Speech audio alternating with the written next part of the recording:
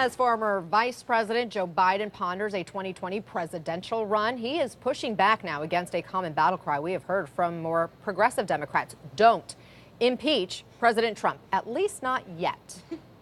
And if Democrats win the House, do you believe that they may move forward with articles of impeachment? I hope they don't. I don't think there's a basis for doing that right now. I think we should wait until the report comes out.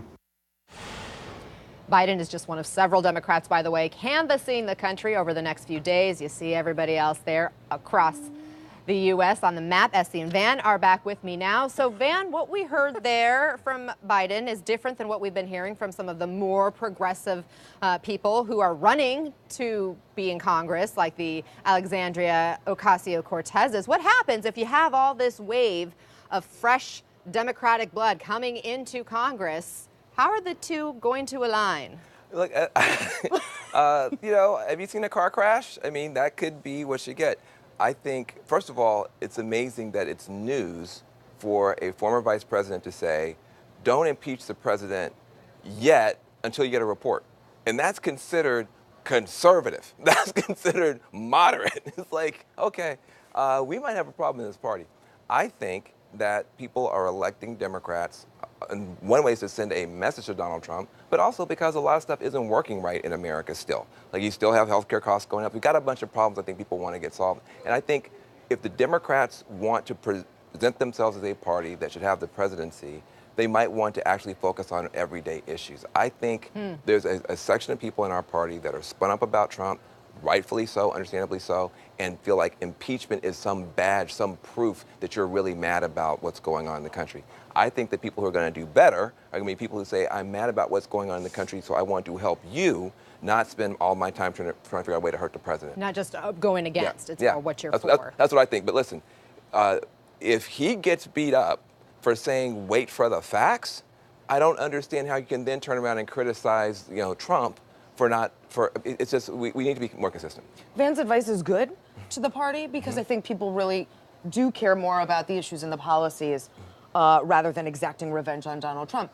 However, I don't think most Democrats are going to take this advice. I think 2 seconds after, Van, you and I will be at a table somewhere on November 7th having a conversation. I promise you, Democrats will be calling for his impeachment. Why do you think that?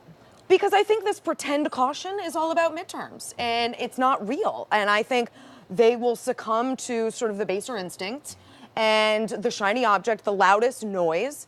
And the second, if they win control of the House, and I still think that's an if, I think they're going to go all in on impeachment, including maybe even that guy. I want you guys to listen to Democratic Senate candidate Congresswoman Kyrsten Sinema. She has her own message to her party. Listen.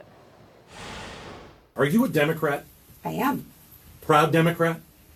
Oh my gosh, it's hard to say proud. I don't know that, I'm not sure that people are even proud of parties anymore because I feel like the parties are not doing a good job.